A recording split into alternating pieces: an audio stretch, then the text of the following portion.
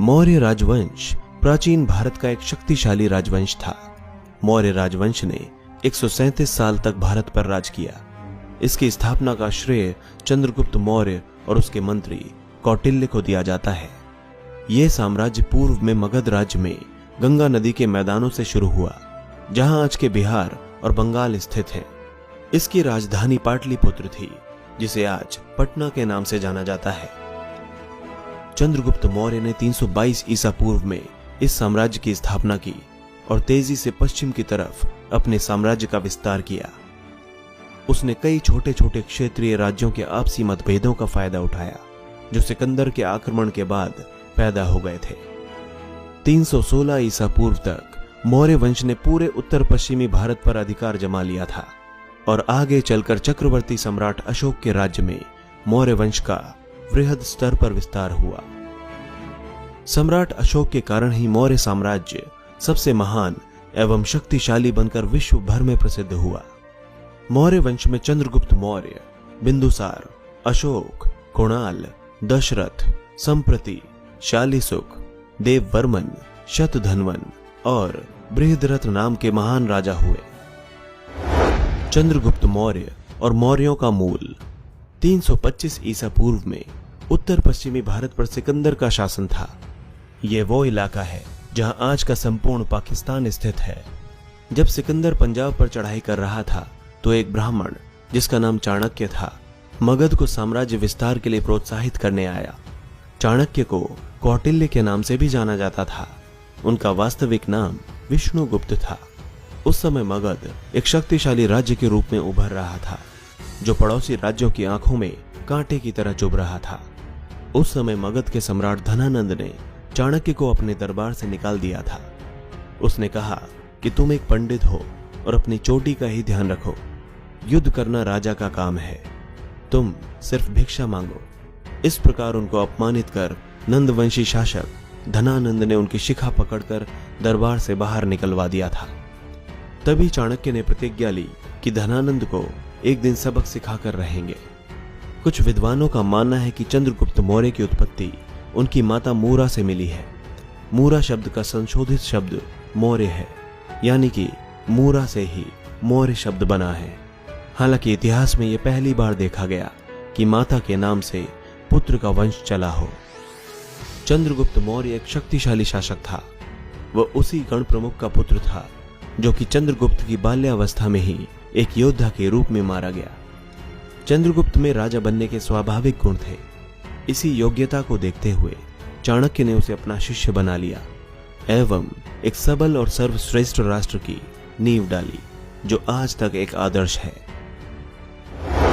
मगध पर विजय। इसके बाद चाणक्य ने भारत भर में जासूसों का एक जाल सा बिछा दिया, जिससे राजा के खिलाफ गद्दारी इत्यादि की गुप्त सूचना एकत्र की जा सके। उस समय यह एक अभूतपूर्व कदम था। पूरे राज्य में गुप्तचरों का जाल बिछाने के बाद उसने चंद्रगुप्त को यूनानी आक्रमणकारियों को मार भगाने के लिए तैयार किया। इस कार्य में उसे गुप्तचरों के विस्तृत जाल से बहुत मदद मिली।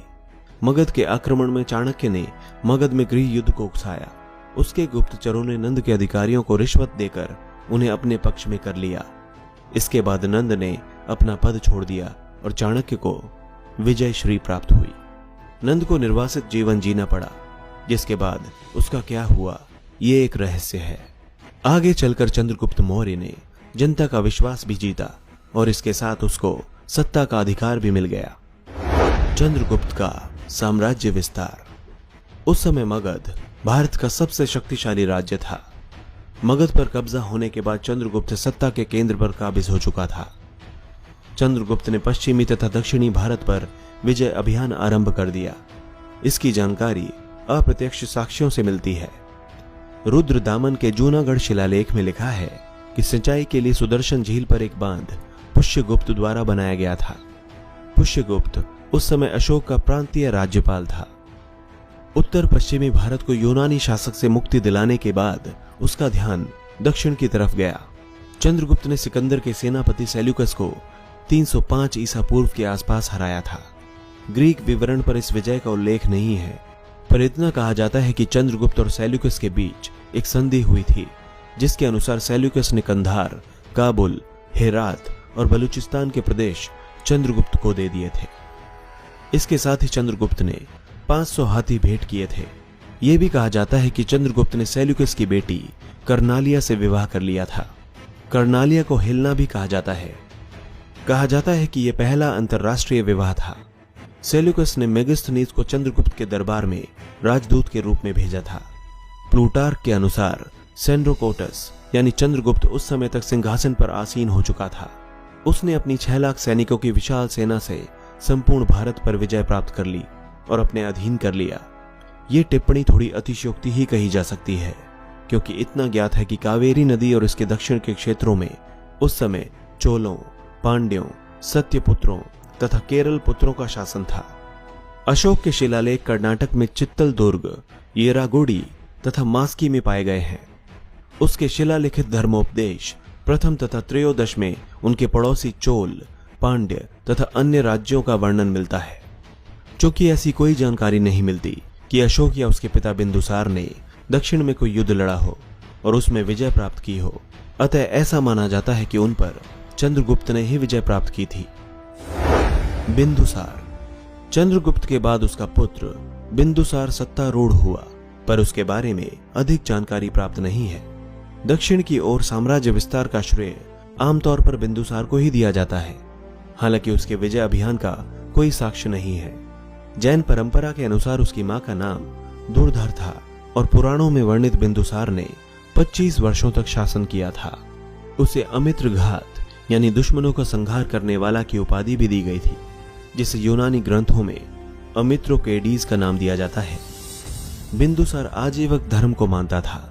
उसने एक यूनानी शासक एंटियोकस प्रथम से सूखी अंजीर, मीठी शराब व एक दार्शनिक की मांग की थी। उसे अंजीर व शराब दी गई, किंतु दार्शनिक देने से इनकार कर दिया गया। चक्रवर्ती सम्राट अशोक। सम्राट अशोक भारत के ही नहीं बल्कि विश्व के इतिहास के सबसे महान शासकों में से एक है। साम्राज्य के विस्तार के अतिरिक्त प्रशासन तथा धार्मिक सहिष्णुता के क्षेत्र में उनका नाम अकबर जैसे महान शासकों के साथ लिया जाता है। हालांकि वे अकबर से बहुत शक्तिशाली एवं महान सम्राट रहे हैं। कई विद्वान तो सम्राट अशोक को विश्व इतिहास के सबसे सफलतम शासक भी मानते हैं। अपने राजकुमार के दिनों में उन्होंने उज्जैन तथा तक्षशिला के विद्रोहों को दबा दिया था, पर कलिंग की लड़ाई उनके जीवन में एक निर्णायक मोड़ साबित हुई। उनका मन युद्ध में नरसंहार से ग्लानि से भर गया। उन्होंने बौद्ध धर्म अपना लिया तथा उसके प्रचार के लिए बहुत कार्य किए। सम्राट अशोक को बौद्ध धर्म में उपगुप्त ने दीक्षित किया था। उन्होंने देवानाम प्रिय और प्रियदर्शी जैसी उपाधि धारण की। सम्राट अशोक के शिलालेख तथा शिलाओं पर उत्कीर्ण उपदेश भारतीय उपमहाद्वीप में जगह जगह पाए गए हैं। उसने धम्म का प्रचार करने के लिए विदेशों में भी अपने प्रचारक भेजे। जिन जिन देशों में प्रचारक भेजे गए उनमें सीरिया तथा पश्चिमी एशिया का एंटियोकस थियोस, मिस्र का टॉलमी फिलाडेलस, मकदूनिया का एंटिगोनस गोनातस, साइरीन का मेगास तथा एपायरस का अलेक्जेंडर शामिल थे। अपने पुत्र महेंद्र और एक बेटी को उन्होंने राजधानी पाटलिपुत्र से श्रीलंका जल मार्ग से रवाना किया। पटना यानी पाटलिपुत्र के ऐतिहासिक महेंद्र घाट का नाम उसी महेंद्र के नाम पर रखा गया है। युद्ध से मन ऊब जाने के बाद भी सम्राट अशोक ने एक बड़ी सेना को बनाए रखा था। ऐसा विदेशी आक्रमण से अपने साम्राज्य को बचाने के लिए आवश्यक था। दोस्तों, अगले भाग में हम मौर्य साम्राज्य के कुछ महत्वपूर्ण पहलुओं पर बात करेंगे, जैसे प्रशासन, आर्थिक स्थिति, धार्मिक स्थिति, सैन्य व्यवस्था और मौर्य साम्राज्य का पतन। तो इन सभी पहलुओं को जानने के लिए जरूर देखें मौर्य साम्राज्य का अगला भाग।